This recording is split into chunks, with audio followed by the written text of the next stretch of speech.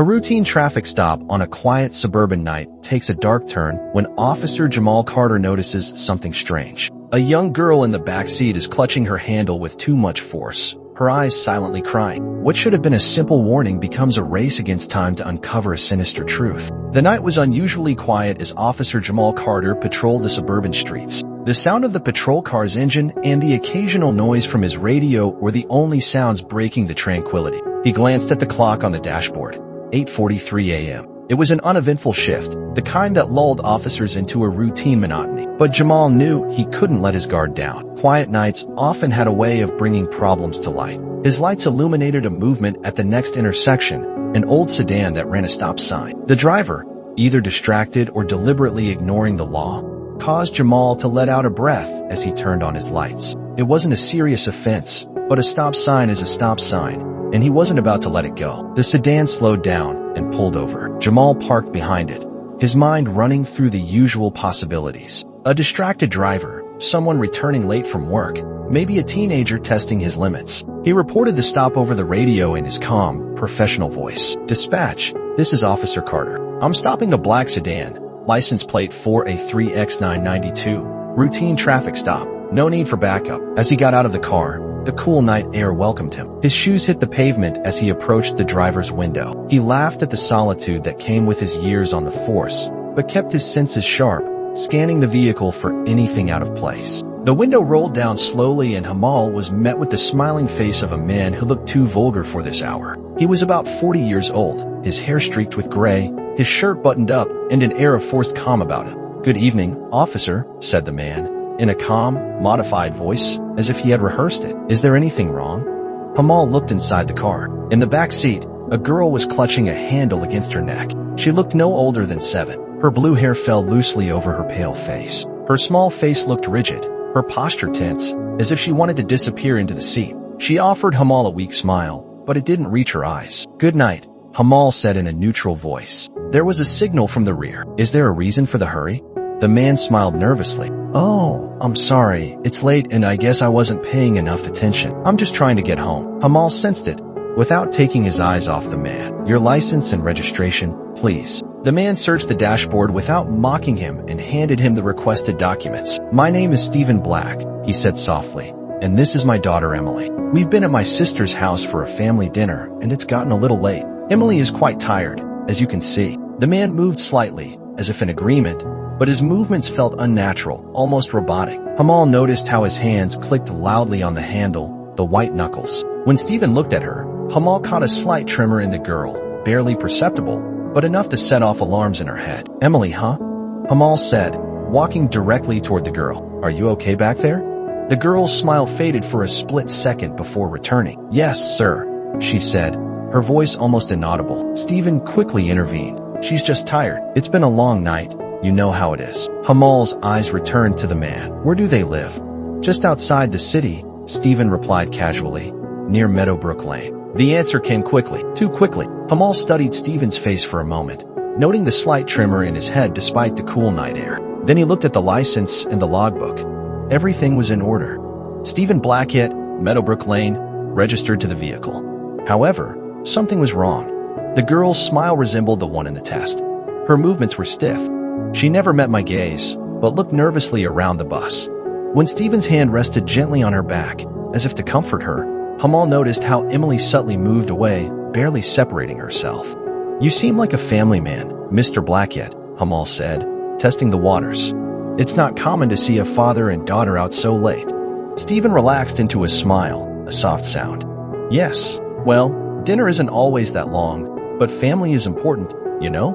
Jamal gave a slight nod, keeping his tone measured. "Good. Just so he understands, pull over completely at the signs. It's for everyone's safety." Stephen quickly assured him. "Absolutely. Officially. It won't happen again." Jamal walked away from the bus, still worried.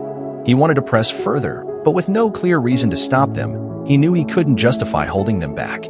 "It's okay. You can go on. Take care." "Thank you." Officially. The police station was quiet when Jamal Carter returned. The noise of the fluorescent lights and the sound of a telephone burning the silence. It was almost 9:30 at night and most of the night shift were out on patrol or filling out paperwork. Jamal sat down at his desk, but he couldn't concentrate on the report in front of him. His mind kept returning to his encounter with Stephen Black and the girl in the back seat. Something wasn't right, and he couldn't let it go. He sat in his chair, his lips pressed together as he studied the scene in his mind. Stephen's overly polite behavior, the girl's stiff posture, her pale face, and that faint smile that looked more like a mask than a genuine expression, the way he avoided eye contact, the way his fingers clung to the handle like a lifeline. Everything seemed wrong, but wrong wasn't enough to act on. Not yet. He opened his book and turned to the page where he had written down the sedan's license plate number for a 3X992. He stared at it for a moment before typing it into the state database. While the system searched, he tapped the desk with his ballpoint pen, feeling the anxiety in his neck. The results appeared on the screen, registered under the name Stephen Black, address Meadowbrook Lane, no previous stops or citations. On paper, Stephen was clean, an average citizen. But Hamal knew that appearances could be deceiving. "Sarah, it's me, Hamal," said his tense colleague. "We have a problem. I stopped a sedan tonight. The driver's name is Stephen Black. In the back seat, there was a white girl, red-haired, 7 years old. Something seemed strange, but I let them go. I checked the license plate and the camera footage.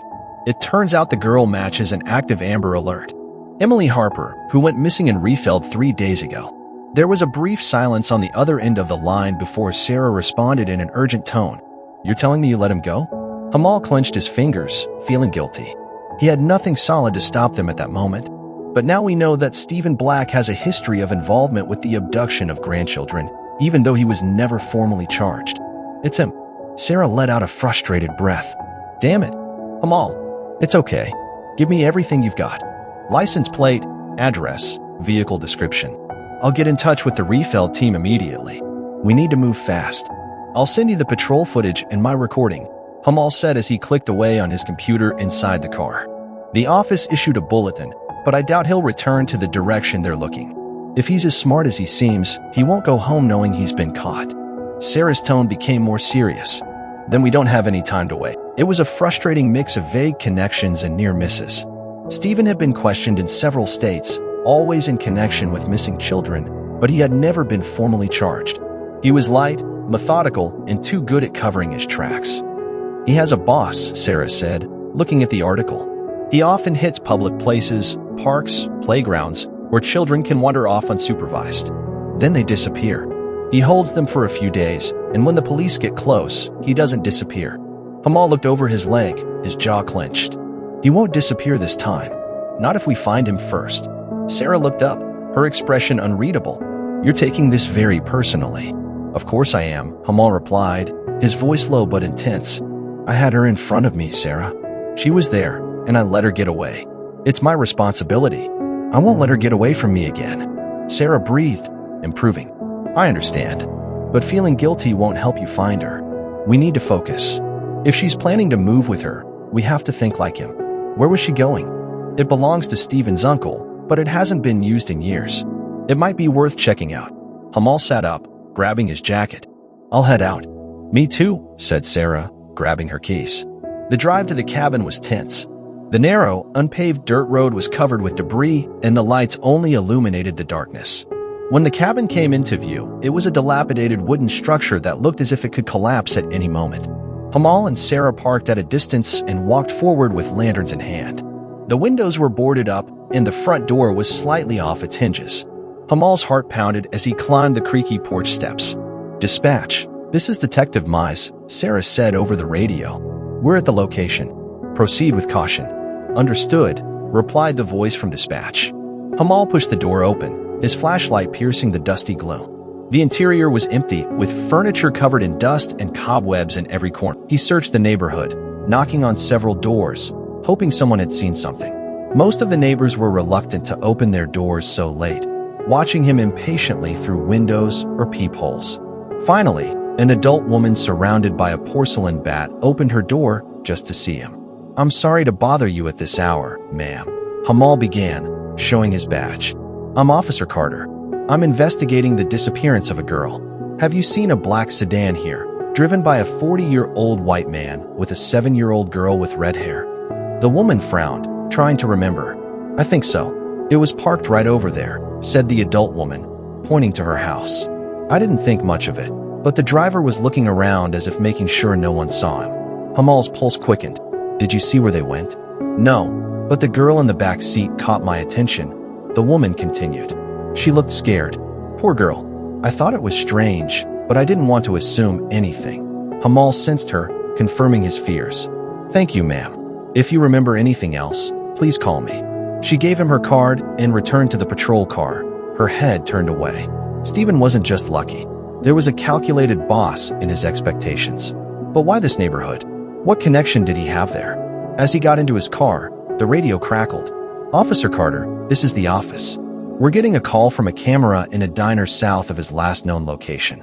They reported seeing a man matching Stephen Black's description with a girl last night. He seemed agitated, and the girl looked distressed. Jamal leaned toward the microphone. What direction? The owner gave it to us. A roadside diner near the highway, not far from where Stephen was last seen.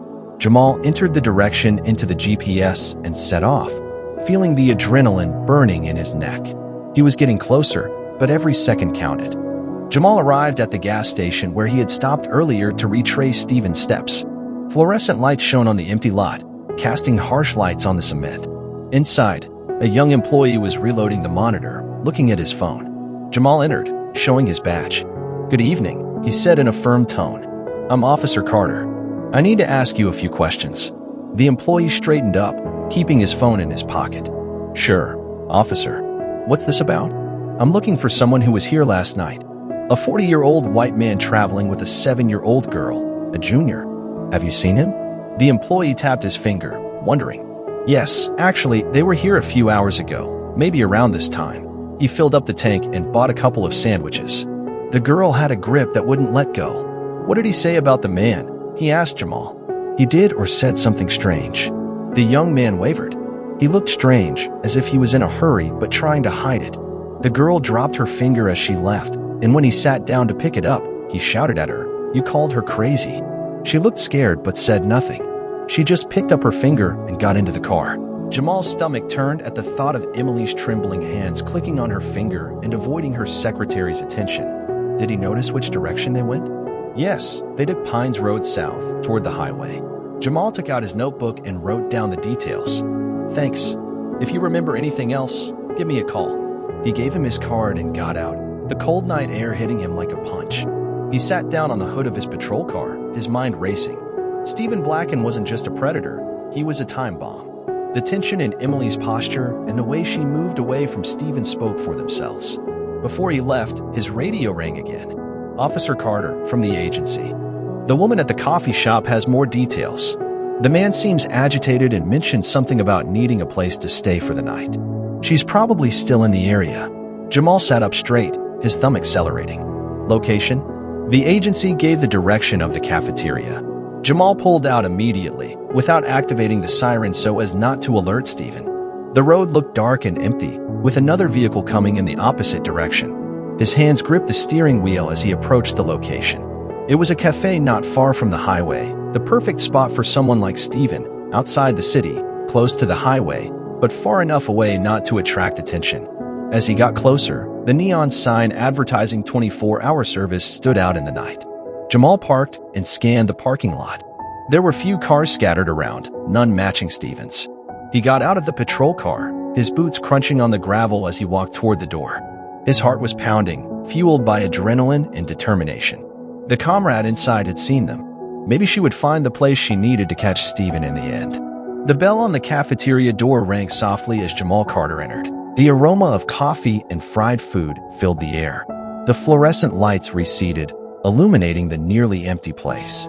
Outside the bar, a middle-aged woman with ears and a name tag that read Linda looked up to clear the monster. "You must be the officer," she said, addressing him. "I called about the man with the girl." Jamal sensed it, with deep attention. "That's right. I'm Officer Carter. Tell me everything you saw." Linda dropped the flag, crossing her arms. They had arrived an hour or two ago. He asked for a coffee and a hamburger, but the way he talked to the girl wasn't normal. She looked scared. She kept moving the handle. He yelled at her when she didn't stay still. He told her he was going to act normal. The poor guy didn't say a word. He just stared at his plate. Jamal learned his jaw. He said something significant about where he was going. She sensed it. Yes, at one point, he was on the phone. He said something about needing a place to stay for the night. There's a motel just off the highway, the Lake Seaton. It's a horrible place, but it's the closest. Did he seem anxious? Linda wavered. Not exactly, but he kept checking the door, like he was paranoid they'd see him. Thanks, Jamal said, handing her his card. If you remember anything else, call me. Linda felt the concern registered on his face. Find that girl, please. He didn't seem sure of himself. Jamal gave him a nod and left. The adrenaline drained from his body. Outside, he grabbed his radio. Sarah, I have a lead. Esteban may have been staying at Lac Cédine, near Highway 7. It's the closest motel, and the camera says he needs a place to stay. I'm on my way, Sarah replied. See you there at 10. Jamal got into his patrol car and stepped on the gas. He kept the sirens off to avoid alerting Esteban. The road stretched out before him, dark and desolate, except for the sporadic lights of the police stations. His hands remained clenched on the steering wheel. Emily was out there somewhere. She wasn't going to get hurt again. Lake Cédine was as gloomy as Linda had described it. The parking lot was broken, with unease lurking between the scratches. A pair of cars appeared, their windows tinted. The one-star building had torn paint and dim lights in each room door. Jamal pulled Sarah's unmarked vehicle to the back of the lot. He rolled down the window and got out, sticking his thumb out as he approached. Sarah rolled down the window, her face tense. I spoke with the receptionist. Esteban's car is over there. She checked into room 12 about 30 minutes ago. Jamal's eyes darted to the back, where a little light was filtering through the doors of room 12. Do you know if the girl is with him? Sarah asked with a serious expression. The receptionist said yes. She seemed scared, but Esteban said she was just a little tired. Jamal clenched his fingers, the image of Emily and her terrified face etched in his mind. We can't wait any longer. We have to act. Sarah put a hand on his arm. Jamal, we have to be careful. If we rush in, he might get worried and hurt her. Let's keep watch and wait for an opportunity. Jamal felt his fingers. They hid in the shadows outside the room, their eyes fixed on the partially opened doors. Between them, Esteban paced back and forth, agitated and anxious. Emily sat on the edge of the room, gripping the door handle. Even from a distance, Jamal could sense the tension in her small body, the shadows shifting as if she wanted to become invisible. The minutes passed, each one feeling like an eternity as they watched Esteban, who kept whispering and gesturing erratically. Jamal contained his impatience. Every fiber of his being wanted to burst in and take Emily away, but he forced himself to wait. Finally, Esteban took a pack of cigarettes and headed for the door. Jamal's heart leaped. Now's the time, Sarah said. They saw Esteban come out with a lit cigarette between his lips. He stood in the tiny doorway, unaware that the officers were hidden in the shadows. Jamal exchanged a glance with Sarah, who sensed it. Now, she said. Jamal moved quickly and quietly, stepping carefully on the engraving. Esteban didn't notice him until it was too late. Jamal grabbed him from behind, twisting his arm and pulling the cigarette out. Esteban let out a cry of pain as Jamal pinned him against the wall. Esteban Black, growling at Jamal, was stopped by Emily Harper's arrest. Don't make this any more complicated. Esteban resisted, his voice a mixture of panic and rage. They're worried. She's my daughter. That's enough, said Sarah, stepping forward to marry him. We'll clear it up at the station.